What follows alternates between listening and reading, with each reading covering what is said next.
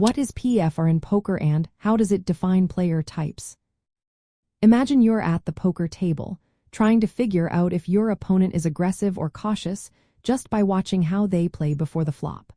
One key stat that helps with this is called PFR, which stands for preflop raise. It shows how often a player raises before the community cards are dealt. Basically, it measures how often they choose to raise instead of just calling or folding during that first betting round. To figure out a player's PFR, you take the number of times they raise preflop and divide it by the total number of opportunities they had to raise. So if they raise 20 times out of 100 chances, their PFR is 20%.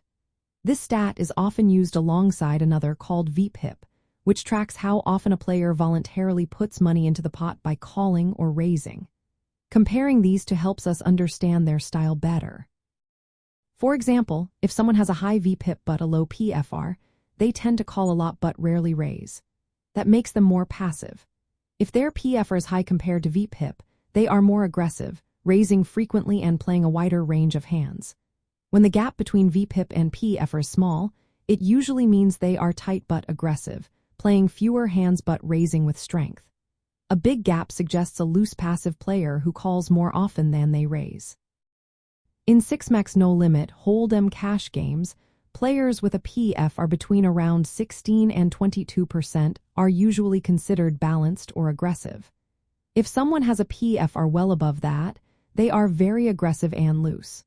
If their PFR is lower, they tend to be tighter and more cautious. Knowing a player's PFR helps you read their tendencies. If they raise often, they are likely aggressive and playing many hands. You might tighten your calling range or re-raise with strong hands to take advantage. If they raise rarely, they might be passive, and you can try bluffing more or playing more hands against them.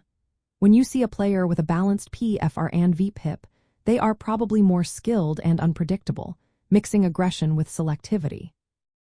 Using PFR as part of your observations allows you to adjust your strategy on the fly. Against aggressive players, tighten up and wait for strong hands. Against passive players, you can bluff more often or steal pots when they show weakness. This stat is tracked in poker software and is useful both online and live.